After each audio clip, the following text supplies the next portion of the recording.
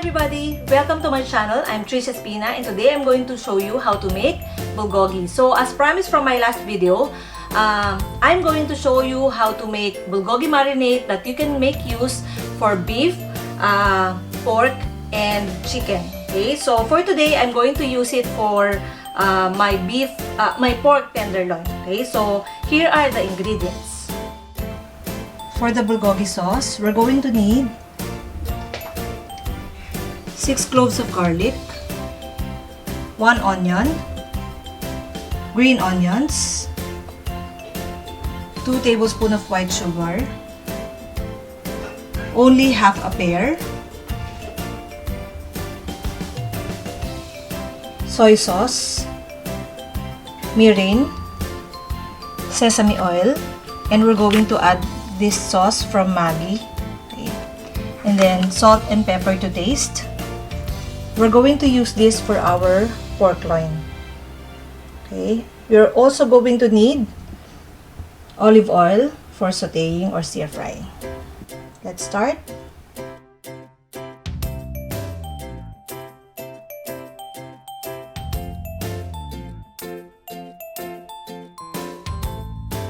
Put all ingredients in a blender.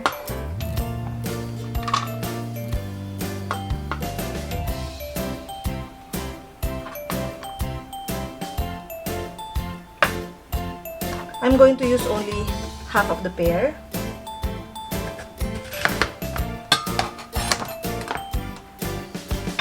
So remove the core of the pear and chop it.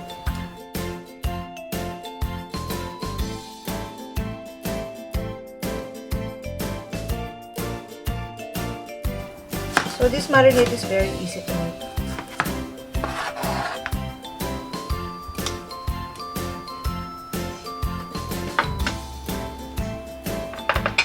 So we're going to use 2 tablespoons of sugar, a little bit salt and pepper,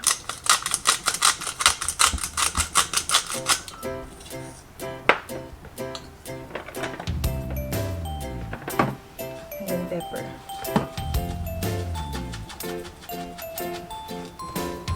Then we're going to pour all sauce ingredients.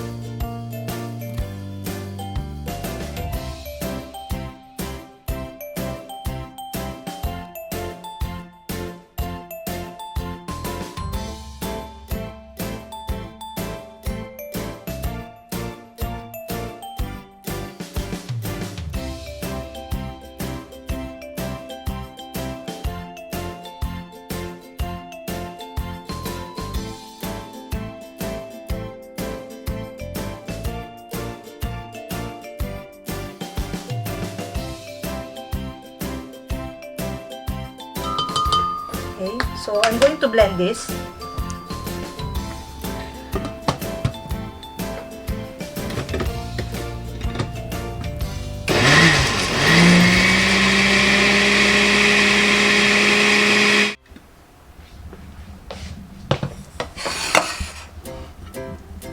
And then I'm going to pour this in a bowl. Okay, so I made a mistake a while ago. I should have used just one-fourth pear, but since I used half the pear, it's a little bit sweet. So I'm going to add and adjust by adding 2 tablespoons more of soy sauce. Again, I'm using Sempio soy sauce. If you cannot find this, you can use Kikkoman soy sauce instead. Okay. So make sure you mix it and you taste it first before you use it. Okay. Ayan, that's the right taste that I want. Okay, so a little bit salty, sweet, and you can taste the hint of the sesame oil. So now let's prepare our other vegetable ingredients that we can also include here.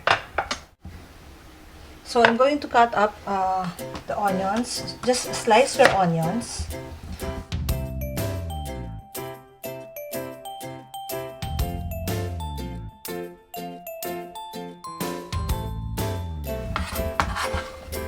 your green onions. So you can use either this one or the spring onion. Just cut it into maybe 1.5 to 2 inch.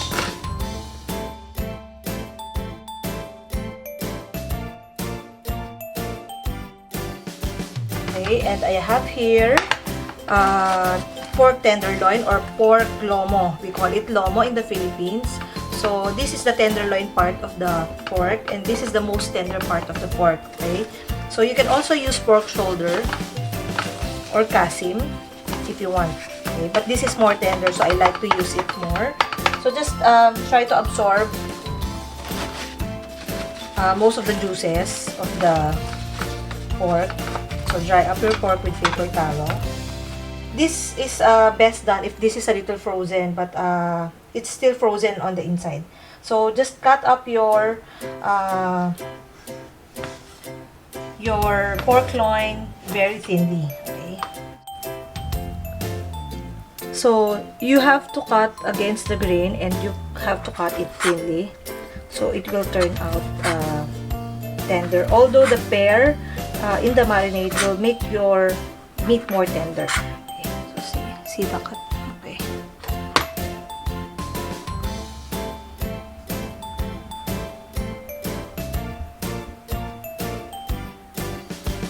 And I want the cut to be like this thin.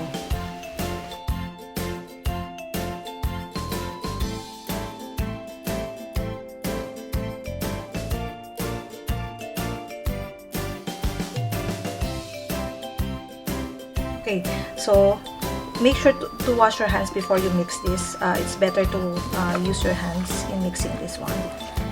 And for all the sauce to be absorbed by the meat.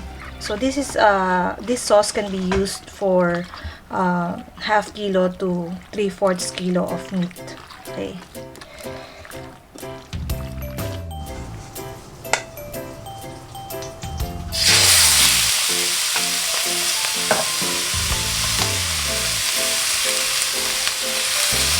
Okay, so use only half of the mixture.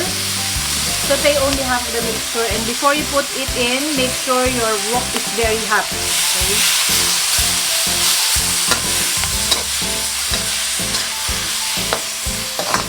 You can also use cook this in non-stick frying pan.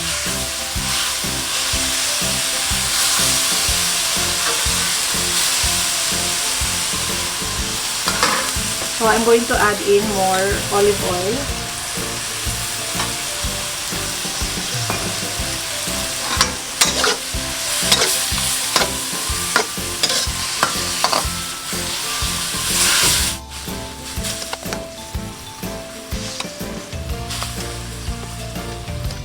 So after a few minutes, it's going to dry up like this one.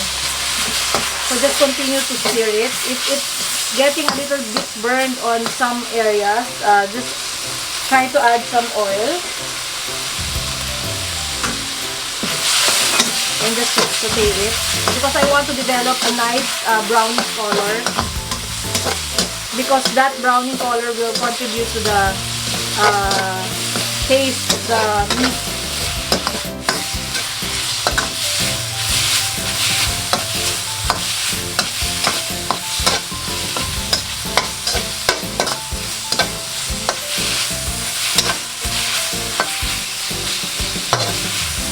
This is done.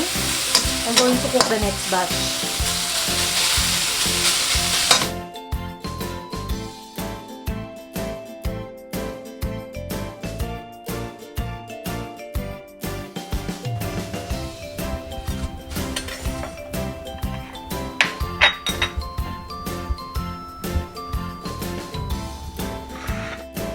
Okay, so this is best eaten if you use rib eye. But if you don't have a budget for rib eye, you can also make use of chicken. Use chicken thigh fillet, and today I used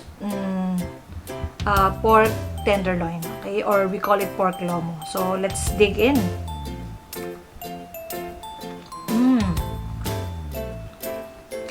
So bulgogi is sweet, that's why it's better. I always like to pair it with kimchi to cut off the sweetness of the bulgogi, okay? So, and I also slice some cucumber to make it more refreshing. Sarap. For me, kimchi and bulgogi is perfect combination. So the sourness and the spiciness of the kimchi cuts through the sweetness of the bulgogi. Sarap. So that's why I like using pork tenderloin because it's really tender. Malambot yung meat niya.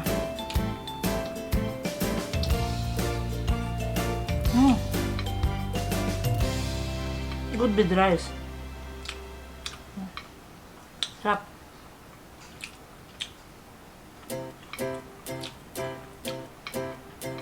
I'm going to adjust the recipe because I think this is a little bit too sweet for my liking, so I'm just going to post the adjustment on the description box below. So for more recipes like this, please don't forget to like and subscribe to my channel, Tbsp. And if you have any requests, just put a comment down below. Okay, so enjoy.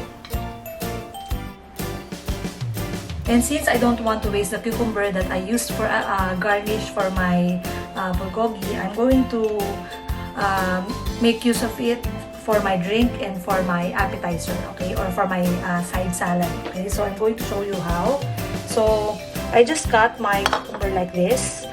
So half of the cucumber will be used for side dish or banchan, and the other half will be used as a drink. Okay.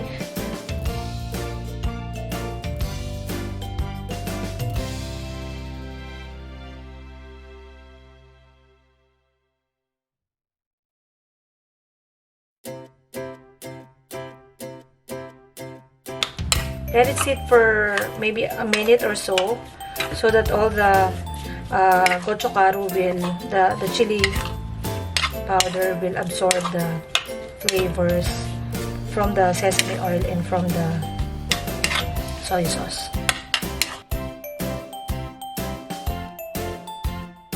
And then we're going to utilize half of the cucumber by blending in. I'm using this Philippine lemon calamansi concentrate with the honey. Okay, so I'm just going to pour and taste it later.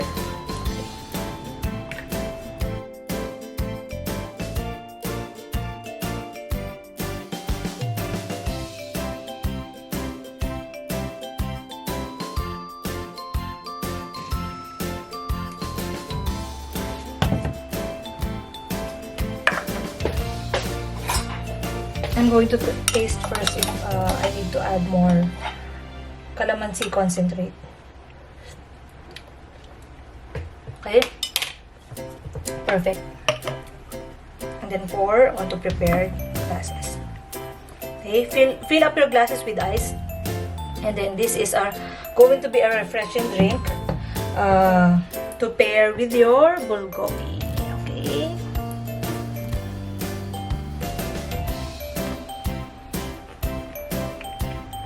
So good and refreshing. Sarap. Okay, that's it.